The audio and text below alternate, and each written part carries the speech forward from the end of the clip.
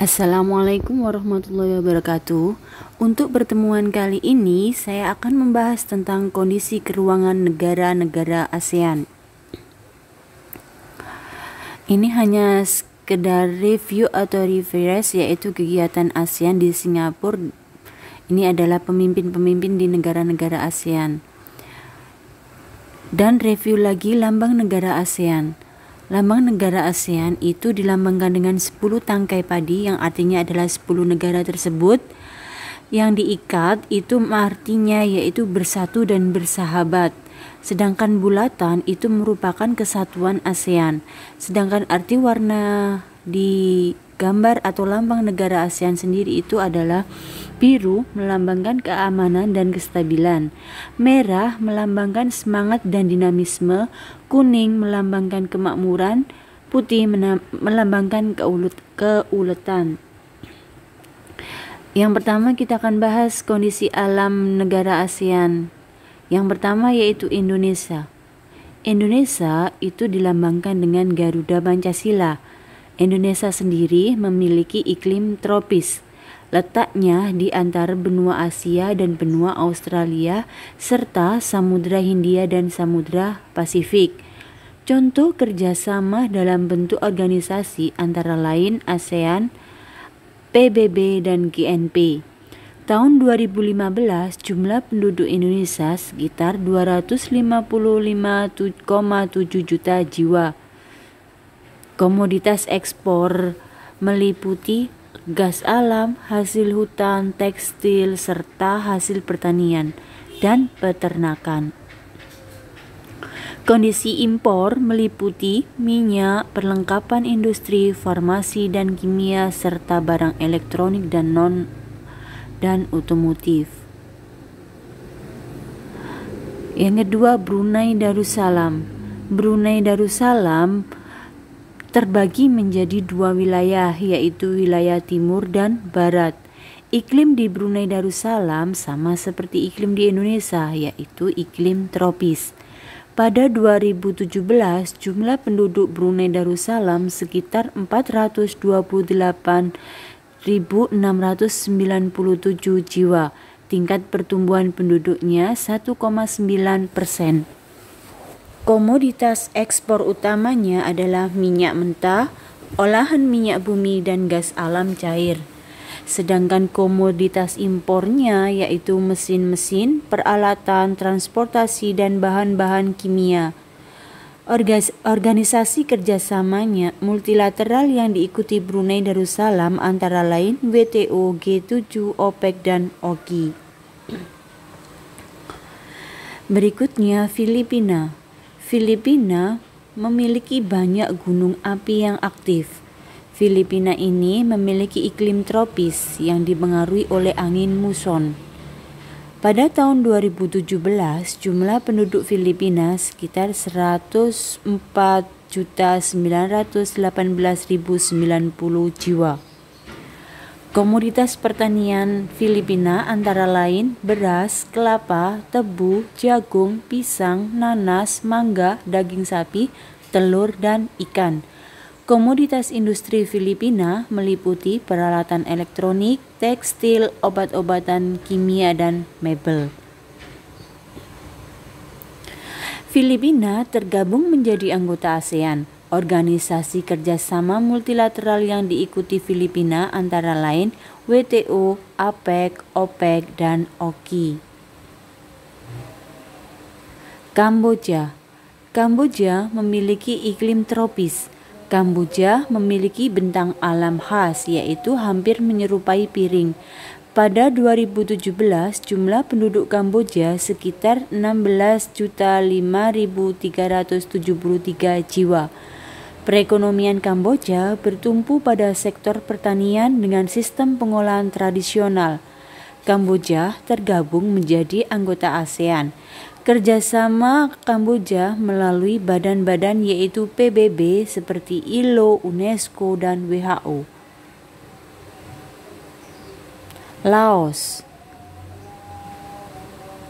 Laos merupakan negara daratan kawasan ASEAN di bagian semenanjung Indochina. yang memiliki iklim tropis, dan pada tahun 2017 penduduk Laos sebanyak 6.858.160 jiwa. Komoditas ekspor Laos yaitu biji timah, kayu, kapas, kopi, kapur barus, dan kulit. Komoditas impor yaitu beras, minyak bumi, mesin, dan barang elektronik. Laos terlibat aktif dalam kegiatan ASEAN. Laos mengikuti organisasi internasional seperti ASEM, FAO, IBRD, IFC, dan lain sebagainya. Malaysia merupakan wilayah yang terbagi menjadi dua kawasan, yaitu Malaysia Barat dan Malaysia Timur. Malaysia termasuk negara yang beriklim tropis. Jumlah penduduk Malaysia pada tahun 2018 sekitar 32,4 juta jiwa. Tingkat pertumbuhan penduduknya 0,3% per tahun. Selain pertanian, penduduk Malaysia bekerja di sektor pertambangan dan perindustrian, menjadi salah satu pemakarsa berdirinya ASEAN. Malaysia aktif dalam organisasi internasional seperti ABD, ASEM, ESDAP, FAO, IBRD, dan lain sebagainya. Myanmar pada tahun 2017 jumlah penduduk Myanmar sekitar 53.370.609 jiwa. Awalnya negara Myanmar bernama Burma atau Birma. Kesuburan tanah di delta Sungai Irrawaddy dan Sungai Salwan sesuai untuk usaha pertanian. Myanmar menjadi anggota ABD, SCAP, ACU, FAO, IBRD, dan lain sebagainya. Wilayah selatan beriklim tropis, wilayah utara beriklim subtropis. Singapura ini salah satu negara maju di ASEAN. Singapura ini menjadi satu-satunya negara maju di ASEAN. Nah, negara yang memiliki luas daratan yang sempit. Singapura memiliki iklim tropis dan pada tahun 2017 jumlah penduduk Singapura sekitar 5.708.844 jiwa. Sumber daya alam yang terbatas menyebabkan Singapura mengembangkan kegiatan ekonomi sektor industri dan jasa. Salah satu negara pemakarsa ASEAN. Singapura mengambil banyak peran dalam organisasi kerjasama. Organisasi kerjasama yang diikuti Singapura antara lain WTO, ADB, dan PBB. Thailand merupakan satu-satunya negara ASEAN yang tidak pernah dijajah bangsa lain.